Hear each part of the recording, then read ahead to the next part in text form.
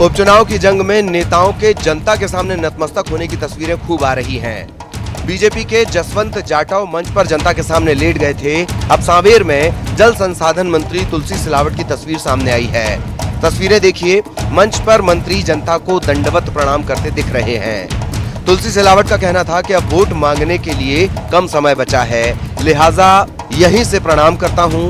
इससे पहले जसवंत जाटव की तस्वीरें सोशल मीडिया पर खूब वायरल हुई थीं।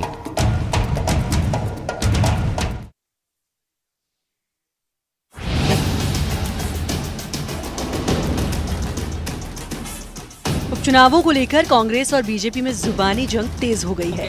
कांग्रेस विधायक कुणाल चौधरी ने चुनाव में खर्च की राशि 5 गुना बढ़ाने पर बीजेपी पर निशाना साधा। विधायक का कहना था कि दल बदल करने वाले विधायकों की वजह से जनता पर खर्च का बोझ बढ़ा है। मध्य प्रदेश पे लोकतांत्रिक मूल्यों का कत्ल करने वाले लोगों के कारण जो 5 गुना चुनाव का खर्च बना है, जिन्होंने अपने मत को बेचा, जनता को मत को बेचा, आज उसकी कीमत फिर वापस जनता को भरनी पड़ रही है।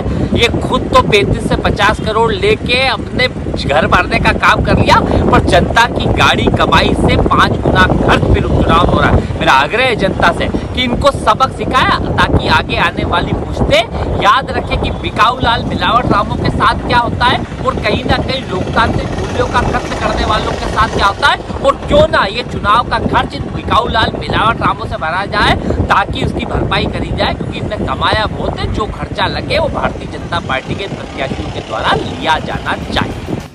उधर कुणाल चौधरी पर बीजेपी ने पलटवार किया। बीजेपी का कहना है कि सत्ता में रहते कांग्रेस ने 100 से ज्यादा राज्य सरकारों को भंग किया। कांग्रेस के ही सदस्य और विधायक 25 ने अपने पदों से त्याग पत्र दिया। संवैधानिक अधिकारों, लोकतांत्रिक अधिकारों का इस्तेमाल किया। कांग्रेस ने तो 100 से ज्यादा चुनी हुई सरकारें भंग कर दी। केवल ये इनकी पार्टी की नहीं थी, और इन सरकारों को भंग करने पर समय समय पर सुप्रीम कोर्ट ने इनका गलत दुरुपयोग करना बताया भी कि संविधान की धारा 356 का दुरुपयोग करने वाली कांग्रेस की सरकार रही है। सुप्रीम कोर्ट ने जताया, बताया। तो जो लोकतंत्र की हत्या करने वाले हों, 100 से ज्यादा सरकारें भंग करने वाले हों, तो उनसे तो लाखों करोड़ रुपया हर्जाना बनता है इस देश के खजाने के लिए। एमपी में उपचुनाव के लिए 3 नवंबर को वोटिंग होनी है, जबकि 10 नवंबर को नतीजे आएंगे। ऐसे में नेताओं के बीच जुबानी जंग और तेज होगी।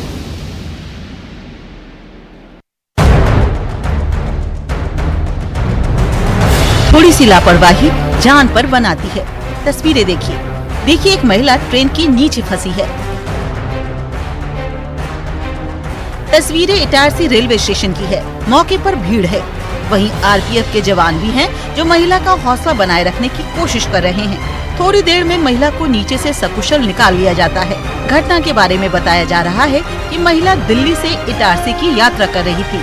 प्लेटफॉर्म नंबर 2 से जैसे ही ट्रेन चलनी शुरू हुई, महिला उतरने लगी। इसी दौरान उसका पैर फिसल गया और वो ट्रेन के नीचे आ गई। प्लेटफॉर्म पर सवार 2 आरक्षकों ने घटना को देख लिया और तुरंत सहायता की। बाद में महिला ने जान बचाने वाले आरक्षकों को हाथ जोड़कर धन्यवाद दिया। अधिकारियों ने भी आरक्षकों की तारीफ की। घटना से सबक लेने की जरूरत है।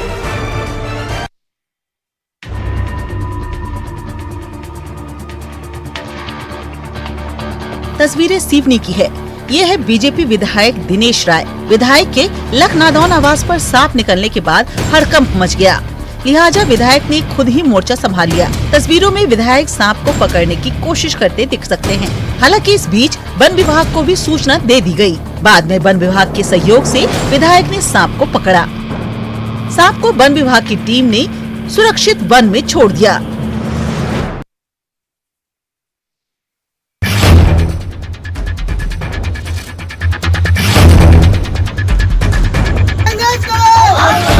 नारेबाजी करते ये लोग कांग्रेस विधायक नीरज दीक्षित के समर्थक हैं। छतरपुर के गढ़ी मलेहरा थाने से कुछ दूरी पर कांग्रेस विधायक के छोटे भाई की गाड़ी पर हमला किया गया। कार में विधायक के छोटे भाई और उनकी पत्नी सवार थे। बाइक पर सवार कुछ लोगों ने विधायक का नाम लेकर धमकी दी और कार पर पथराव किया, लेकिन ड्राइवर ने सूझबूझ दिखाई और कार को तेजी से बढ़ाकर ले गया। सूचना मिलने पर मौके पर विधायक अपने समर्थकों के साथ पहुंचे। विधायक का आरोप है कि उन पर हमले की साजिश रची गई थी। पुराने थाने के आगे मोड़ पे उसकी गाड़ी पे 3-4 मोटरसाइकिल वाले आते हैं और पत्थर फेंकते हैं और उस पर हमला करते हैं। और जब वो ड्राइवर तेज स्पीड से गाड़ी बढ़ा देता है तो सब भाग जाते हैं। वो आके वो सीधा थाने में खड़ी करता है। ये घटनाक्रम आपके ऊपर हमला करने की साजिश तो नहीं हो सकता है, क्योंकि वो गाड़ी तो मैं यूज करता था इस क्षेत्र में, जब भी कभी घर आता था अकेले खुद चला के। उधर विधायक की शिकायत पर पुलिस ने मामला दर्ज कर लिया है और जांच में जुट गई है।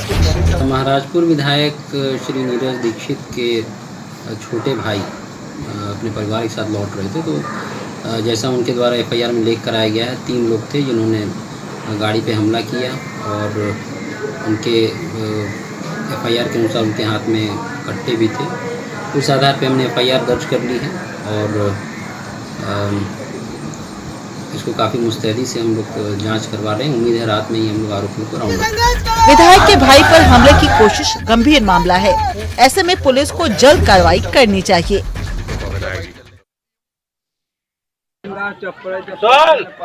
संविधान खत्म कर दे। नशे में धुत इस व्यक्ति की बात नहीं सुनवा सकते। सड़क पर कभी ये जनाब लौट रहे हैं तो कभी शर्ट उतार रहे हैं। भद्दी भद्दी गालियां देते ये प्रिंसिपल हैं। रीवा की ग्राम पंचायत गढ़वा स्कूल में ये क्या पढ़ाते होंगे इसका अंदाजा लग जाता है। जब इस बारे में जिला शिक्षा अधिकारी से पूछा गया तो उनका कहना था कि जांच के बाद कार्रवाई की जाएगी।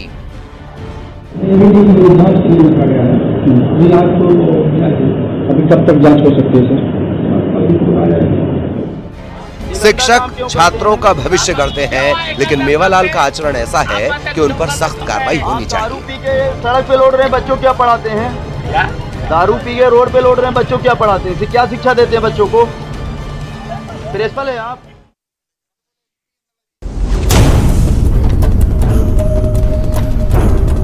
उज्जैन में जहरीली शराब से मौत मामले ने तूल पकड़ लिया है। एसपी ने खारा कुआं थाना प्रभारी, सब इंस्पेक्टर और आरक्षक को सस्पेंड कर दिया। इन लोगों पर लापरवाही बरतने और समय पर सीनियर अफसर को जानकारी न देने के आरोप हैं। इधर इस मामले में अब तक 10 आरोपियों को गिरफ्तार किया जा चुका है। मतलब देसी शराब टाइप का है जो खुद ही मतलब बनाते हैं और होममेड होता है, मतलब खुद ही बनाते हैं। अब खुद ही बनाते हैं तो अगर प्रोपोर्शन जो रहता है, अगर किसी कम हो गया या ज़्यादा हो गया तो कॉन्सेंट्रेशन ज़्यादा हो जाता है, और कॉन्सेंट्रेशन ज़्यादा हो जाता है तो जैसे हम नॉर्मली शराब को बोलते हैं इथाइल अल्कोहल, पर अगर वो प्रॉपरली नहीं बनती तो वो बन जाती मिथाइल अल्कोहल, मतलब जहरीली शराब, जिसको आम भाषा में आम लैंग्वेज में बोलते हैं। और रही बात सेवन करने के इमीडिएटली तो कोई सर्टिफाई होता नहीं है, एक्सपायर होता नहीं है। इधर जिले में पुलिस ने सघन चेकिंग अभियान चलाया। वहीं पुलिस की 2 टीम अलग अलग शहरों के लिए रवाना भी की गई।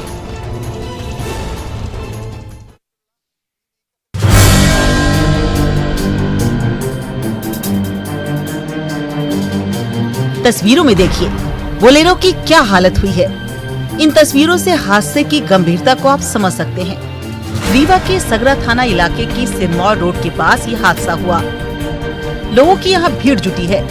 एम्बुलेंस में घायलों को अस्पताल पहुँचाया जा रहा है। हादसे में 3 लोगों की मौत हो गई है। मरने वाले पिता पुत्र और चचेरे भाई हैं। बताया जा रहा है कि बोलेरो ने एक बाइक को जोरदार टक्कर मारी। टक्कर मारने के बाद बोलेरो नाले में जाकर गिर गई। मृतक के परिजनों के मुताबिक बोलेरो चालक के साथ उनका पुराना विवाद था। विवाद के चलते उसने जानबूझकर गाड़ी चढ़ाकर हत्या कर दी है। उधर घटना के बाद से बोलेरो चालक फरार है। पुलिस आरोपी की तलाश कर रही है। धमतरी में वन विभाग की बड़ी लापरवाही सामने आई है। डांगी माचा के पास वन विभाग ने ऑक्सी वन बनाने की योजना शुरू की, लेकिन तस्वीरें देखिए। योजना दम तोड़ती दिख रही है। 40 हेक्टेयर में वृक्षारोपण किया गया था। यही नहीं, सिंचाई के लिए लगाया गया मोटर खराब हो चुका है। वहीं ड्रिप सिंचाई के लिए बिछाई गई तार जगह जगह टूट फूट गई है। सबसे बड़ी बात, ड्रिप सिंचाई के लिए तारों का जाल पहले बिछा दिया गया और बोरवेल का काम बाद में शुरू किया गया, लेकिन बोरवेल को पानी ही नहीं मिला। सवाल ये है कि आखिर पानी की व्यवस्था पहले से क्यों नहीं की गई? अब डीएफओ का कहना है कि जल्द दूसरी जगह बोरवेल किया जाएगा। लाखों की लागत से ड्रिप सिंचाई की व्यवस्था की गई थी। यही नहीं, वृक्षारोपण के लिए भी रकम खर्च की गई, लेकिन योजना समझदारी न दिखाने की वजह से खटाई में पड़ती दिख रही है।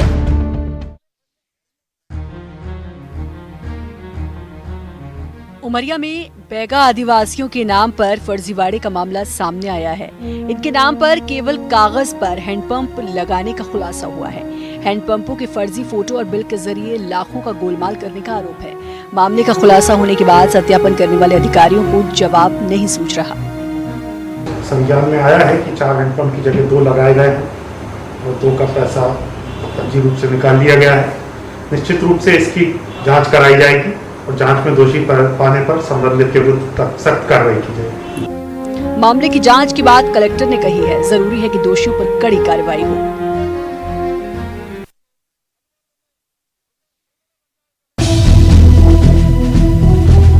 जशपुर में सरकारी अस्पताल का एम्बुलेंस और दूसरे वाहन बिना देखरेख के कबाड़ में तब्दील हो रहे हैं। इन वाहनों का विभाग काफी समय से इस्तेमाल नहीं कर रहा। बेकार हो चुके वाहनों को अब विभाग नीलाम करेगा। अभी थोड़ा सा नई गाड़ियाँ भी नहीं आई हैं, पुरानी गाड़ियाँ थी तो चलते चलते सब खराब हो चुकी है, क्योंकि गाड़ियों की लाइफ रहती है तो वो सब पूरा समय उनका हो चुका है। तो अपन कितना भी रिपेयर करके बनाने की कोशिश करें तो भी ज़्यादा अपन उसमें इम्प्रूवमेंट नहीं ला पाते। हमारे पास में भी अभी सिर्फ 2 ही गाड़ियाँ हैं जो रनिंग कंडीशन में हैं। उधर सीएमएचओ मानते हैं कि विभाग में गाड़ियों की कमी है। ऐसे में सवाल ये है कि क्या इन गाड़ियों को समय पर दुरुस्त नहीं कराया जा सकता था? क्या ये सरकारी राशि का दुरुपयोग नहीं है?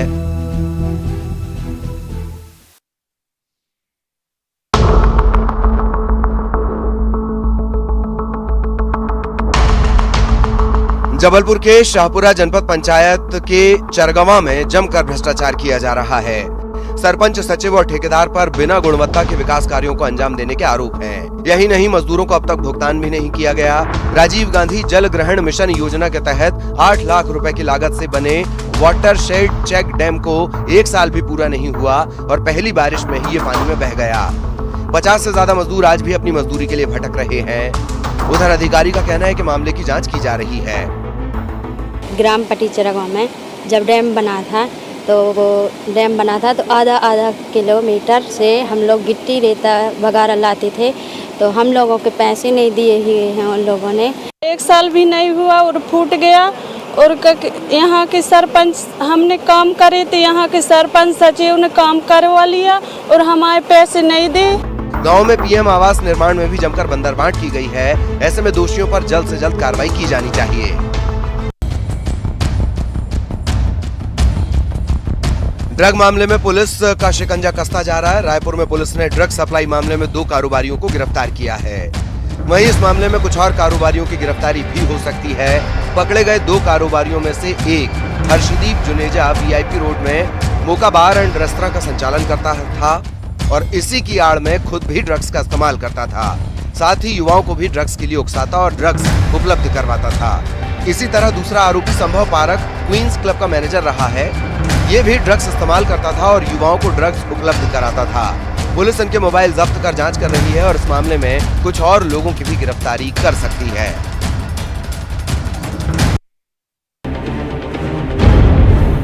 कोरबा में पुलिस ने सट्टेबाजों पर शिकंजा कसा है। पुलिस ने आईपीएल मैच में ऑनलाइन दाव लगाकर सट्टा खेल रहे एक सटोरिया के अलावा 3 लोगों को पकड़ा है। उनके पास से 15 लाख की रकम भी जब्त की गई है। पुलिस को मुखबिर से सट्टे के अवैध धंधे के बारे में जानकारी मिली थी। इस सूचना के आधार पर पुलिस ने घंटाघर इलाके में दबिश दी और 3 लोगों को पकड़ा। मोबाइल पे काफी बड़ी रकम, मतलब सट्टापट्टी की बड़ी रकम पता चला, जिसमें करीब 15 लाख के आसपास अभी आकलन किया गया। इससे पहले कोरबा पुलिस ने इतवारी बाजार के पास छापामार सट्टेबाजों पर शिकंजा कसा था। इसके अलावा एक महिला को भी इस मामले में पुलिस ने गिरफ्तार किया है। पुलिस जुआ एक्ट के तहत पकड़े गए लोगों पर कार्रवाई कर रही है।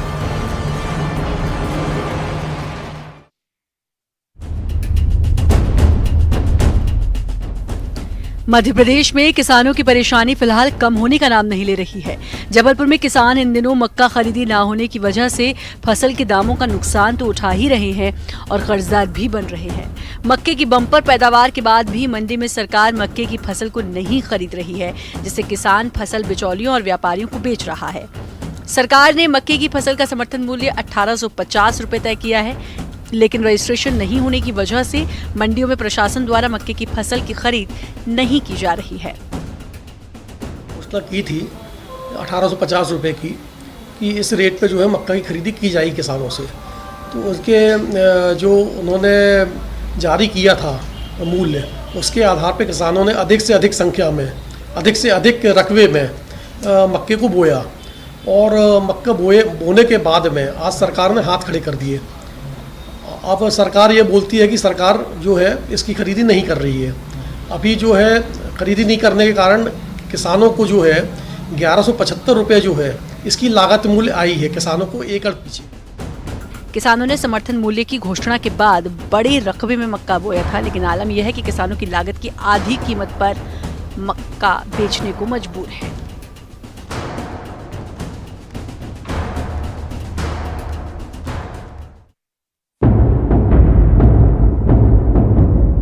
कांकेर में किसान धान खरीदी केंद्र की मनमानी से परेशान हैं। यहां 1400 क्विंटल के हिसाब से धान की खरीद की गई, लेकिन अब तक किसानों को भुगतान नहीं किया गया। किसानों का तकरीबन 50 लाख बकाया है। धर्मपुर फड़ी केंद्र 92, वहाँ सबिता बकला बोल के एक लड़की है, आकमेटा का रहने वाला, उसको फड़ी मिला था। उसको सहयोग छपन दे प्लस विकेट दे था। तो वह हम लोग 13 तारीख में धान बिका, बोरा भर के सिलाई करके थप्पी में चढ़ा दिए। वो धान चल दिए गोदाम में। फिर फाइनल पर्ची मतलब कंप्यूटर पर्ची आज देगा, काल देगा, परसों देगा, ऐसा बोलते बोलते वो उस समय बरदाना भी शॉर्ट हो गया। किसान को तो आप जान ही सकता है किसान को क्या है। धान को बेचे किसानों को 11 महीने बीत गए हैं, लेकिन आज भी वो दफ्तरों के चक्कर काटने को मजबूर हैं। इधर कलेक्टर ने भरोसा दिया है कि जल्द किसानों की राशि का भुगतान कर दिया जाएगा।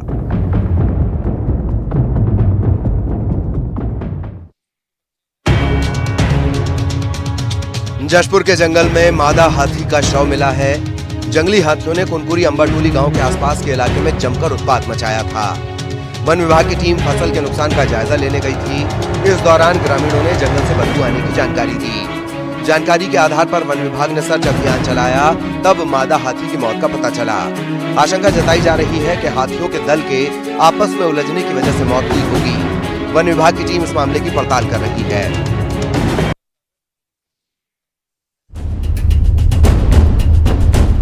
छत्तीसगढ़ सरकार ने मृतक झाम सिंह के परिवार को सौगात दी है। सरकार ने मृतक झाम सिंह के बेटे खिलेंद्र सिंह को बीट गार्ड की नौकरी दी है। वन विभाग में खिलेंद्र अपनी सेवाएं देगा। खिलेंद्र की ट्रेनिंग और दूसरी विभागीय प्रक्रिया को शुरू कर दिया गया है। बालाघाट वाले मैटर में स्वर्गीय श्री झाम सिंह जी के सुपुत्र हैं खिलेंद्र ध्रुव। उनको वन विभाग कवर्धा वन मंडल के द्वारा कार्य पे लाया गया है और उनको उनके जिस क्षेत्र के वो रहने वाले हैं उसी परिक्षेत्र में कार्य आवंटन किया गया। इससे पहले सरकार ने मृतक परिवार को 5 लाख की आर्थिक सहायता दी थी। एमपी छत्तीसगढ़ सीमा पर एमपी पुलिस ने नक्सली समझकर झाम सिंह को गोली मार दी थी।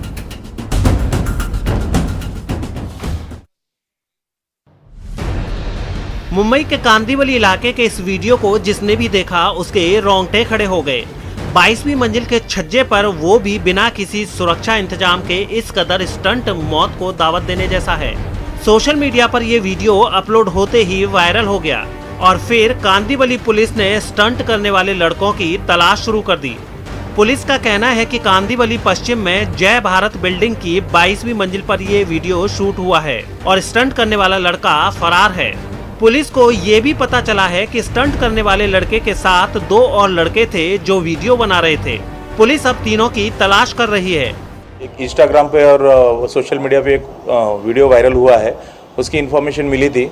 उस हिसाब से हम यहाँ पर आए हैं जय भारत कोऑपरेटिव हाउसिंग सोसाइटी के 22वें माले पे। वहाँ आने के बाद जो वीडियो में जो जगह है वो फिक्स हो गई है और ये आजू बाजू वाले से पूछताछ करने के बाद उनकी फैमिली भी मिली है, लेकिन स्टंट करने वाले कोई लड़के यहाँ पर नहीं है। तो जो स्टंट करने वाले लड़के कौन है वो हमें पता चला है और हम लोग उनके ऊपर कानूनी कार्रवाई कर रहे हैं। सोशल मीडिया पर स्टार बनने के चक्कर में लोग इस तरह खतरनाक स्टंट वाले वीडियो और खतरनाक जगहों पर लिए गए सेल्फी अपलोड करते रहते हैं और हर साल इस चक्कर में कई लोगों की मौत भी हो जाती है।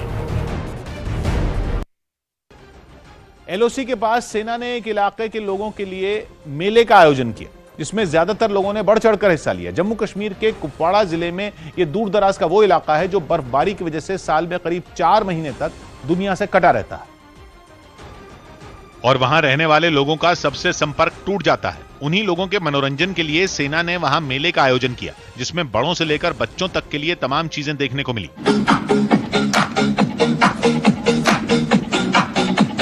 बच्चों के लिए गाने के कार्यक्रम के अलावा खेल प्रतियोगिता भी रखी गई, जिसमें पूरे जोश के साथ कई बच्चे हिस्सा लेते दिखे। इलाके के कुछ लोगों ने नाचने के साथ वहां करतब दिखाकर भी सबका मनोरंजन किया। लोगों ने सेना की इस पहल की तारीफ करते हुए खुशी जाहिर की। यहाँ पे ऐसी मेले होनी चाहिए, यहाँ के लोगों को हौसला बुलंद हो जाते हैं। सेना के एक अफसर ने इस तरह के आयोजन के पीछे की दूसरी वजह भी बताई। इनको एक मौका मिल जाता है कि जो दिक्कतें इनके सामने आ रही हैं उसको जो है वो हमारे को बता पाए। मेले में इलाके के बुजुर्ग भी पहुंचे, जो एक जगह बैठकर वहां हो रहे कार्यक्रमों का लुत्फ उठाते दिखे।